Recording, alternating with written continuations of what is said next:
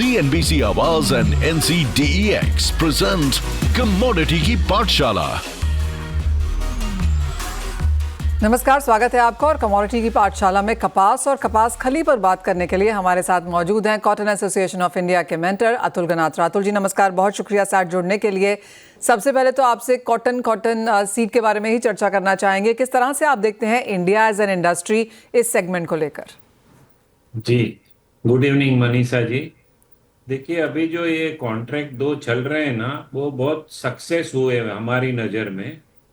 इसमें सक्सेस होने के एक रीज़न है।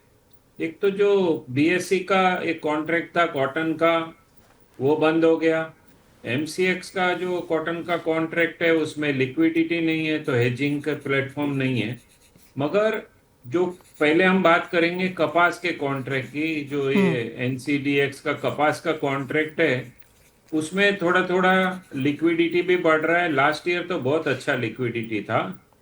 तो वो हेजर जो है, जो हेजिंग करते हैं, एक्सपोर्ट वो करते हैं, इंपोर्ट करते हैं, वो हेज कर सकते हैं। अगर कॉटन का लिक्विडिटी नहीं है कॉन्ट्रैक्ट में, तो कपास लेके भी हेज कर सकते हैं। और इसमें सबसे बड़ा जो अपॉर्चुनिटी है कपास के कॉन्ट्रैक्ट में हेज करने का, वो फार्मर और जीनर्स के लिए है। फार्मर अगर 1 लॉट कपास का बेचता है तो करीब करीब 40 क्विंटल्स कपास होता है।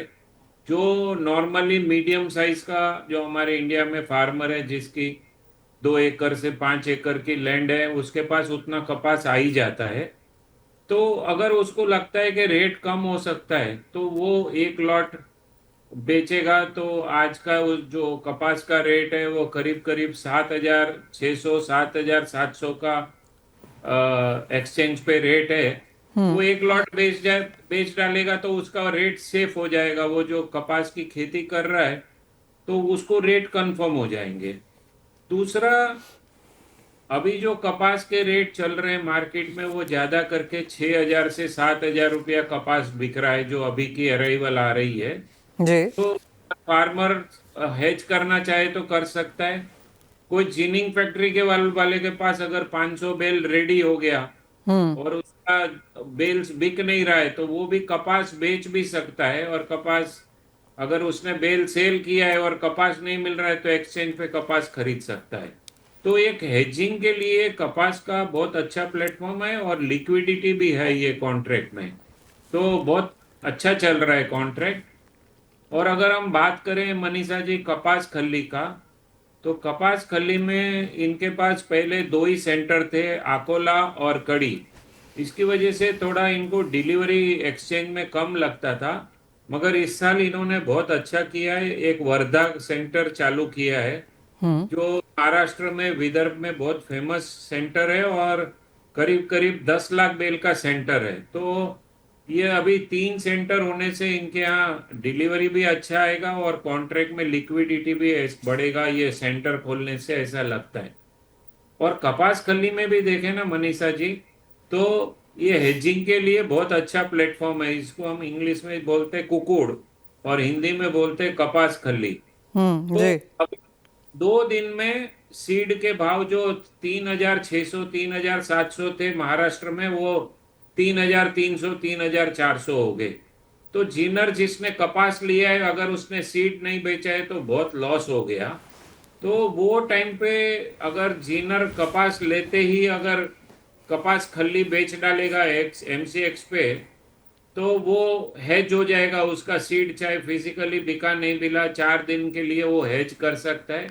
क्योंकि जो कपास खल्ली है उसमें 85% कॉटन सीड ही है और 15% ऑयल निकलता है।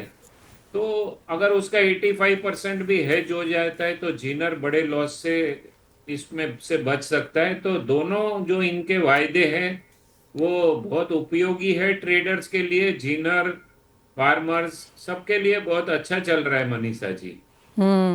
और अतुल जी, आपने बहुत ही बेहतरीन तरीके से बताया भी कि अगर आप किसान हैं और अगर आप मार्केट में हैं तो किस तरह से इन वायदों का उपयोग किया जा सकता है, हेज किया जा सकता है और इंश्योर किया जा सकता है कि नुकसान ना हो।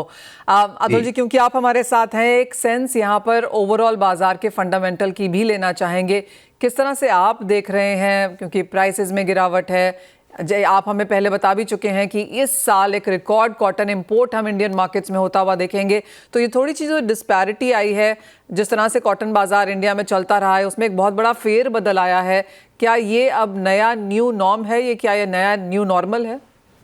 जी मनीषा जी, कैसा है कि जो नया सीजन है इसमें उत्पादन जो प्रोडक्शन है वो तो 305 lakhs का सीआई का प्रोडक्शन का फिगर आ गया है, तो जो लास्ट ईयर से सेम है। पर एक प्रॉब्लम है कि अभी तक समझिए 45 लाख बेल्स का अराइवल कपास का हो गया है और सीसीआई ने मुश्किल से 2-3 लाख गांठ का कपास खरीदा है। तो उसकी वजह से मार्केट में बहुत मंदी का माहौल हो गया है। कपास के भाव एमएसपी के 8,100 है, मगर मैक्सिमम कपास 6,000 से 7,200 तक बिक रहा है। तो उसकी वजह से फार्मर और सब जगह बहुत हेजिटेशन हो रहा है। आज पूरा तेलंगाना में जीनर्स ने स्ट्राइक किया हुआ है कि सीसीआई के जो नॉर्म्स है फार्मर्स के लिए वो बहुत स्ट्रिक्ट है। वो नॉर्म्स पे फार्मर कपास बेच ही नहीं सकता है या वो उस पे सीसीआई भी खरीदी नहीं कर सकती है। तो वो बहुत नॉर्म स्ट्रिक्ट बनाए हुए हैं और फार्मर को जो रजिस्ट्रेशन करने के लिए जो इन्होंने ऑनलाइन पद्धति भी अपनाई है वो भी बहुत स्ट्रिक्ट है। तो फार्मर वो कर नहीं पा रहे, तो फार्मर में असंतोष फैला हुआ है और जीनर्स में भी बहुत बड़ा असंतोष है। तो फार्मर अब क्या करेगा बेचारा, माल बेच रहा है मार्केट में जो भी भाव है वो जब वो सोइंग करता है तब देखता है कि 8,100 की एमएसपी है, कपास की सोइंग करता है, और जब माल बेचने का टाइम आता है तो वो देखता है सीसीआई, मगर सीसीआई खरीदी कर नहीं रही है। तो फार्मर बहुत परेशान है और माल कम भाव में माल मार्केट में बेच रहा है। तो बहुत बड़ा असंतोष है फार्मर और जीनर्स की तरफ से। तो सीसीआई को, गवर्नमेंट को इसमें देखना पड़ेगा, नहीं तो दोनों का बड़ा नुकसान हो जाएगा। मनीषा जी, पूरी चेन है, अभी जो टेक्सटाइल की चेन है वो पूरी एमएसपी की वजह से पूरी डिस्टर्ब हुई है। स्पिनिंग मिल वाले भी इंपोर्ट कर रहे हैं क्योंकि यहाँ भाव ज़्यादा है, हमारी क्वालिटी दिन ब दिन खराब होती जा रही है, तो मिल वाले इंपोर्ट कर रहे हैं। इस साल रिकॉर्ड ब्रेक 45 लाख बेल्स का हमने सीआई ने उसका इंपोर्ट का अनुमान किया है। तो पूरा ट्रेड जो है वो कोई भी इसमें अभी कमा नहीं रहा है, फार्मर से लेके स्पिनिंग मिल तक सब परेशान है गवर्नमेंट की पॉलिसी की वजह से। मनीषा जी, अतुल जी, आपको क्या लगता है किस तरह के प्राइसेस हम आगे जाके देख पाएंगे? देखिए, प्राइस जो एक महीने पहले हमारे प्राइस 55,000 56,000 इंडियन कॉटन के प्राइस थे, वो आज 52,000 पे, बहुत एकदम सुपर क्वालिटी रहेगा तो 52,000 है। मगर इस साल जो पीछे की बारिश गिर गई मनीषा जी अक्टूबर एंड और नवंबर में, उसने क्रॉप को थोड़ा क्वालिटी में डैमेज कर दिया है। तो मैक्सिमम अराइवल जो अभी आ रही है वो बहुत पुअर क्वालिटी की आ रही है, जो 45,000 से 50,000 रुपये में वो माल बिक रहा है। तो ये हल्की क्वालिटी की वजह से अच्छी क्वालिटी पे भी रेट प्रेशर आता है और डिमांड नहीं है मनीषा जी। आज हमारे को, पहले हम चाहते थे तो 10,000 बेल एक दिन में 1 घंटे में बेच सकते थे, आज डिमांड इतना कम है कि 1,000 बेल बेचना है तो बड़ी मुश्किल से बायर मिलता है, अच्छा बायर मिलता है, क्योंकि सब मिलों ने ज़्यादा करके इंपोर्ट कर लिया। और एवरेज मिल हम बोल सकते हैं कि 45 to 50 डेज मिलों में माल पड़ा हुआ है, तो डिमांड बिल्कुल है नहीं। जिनर के पास भी पूरे इंडिया में 8 से 10 लाख बेल अभी स्टॉक हो गया है, माल बिक नहीं रहा है मनीषा जी।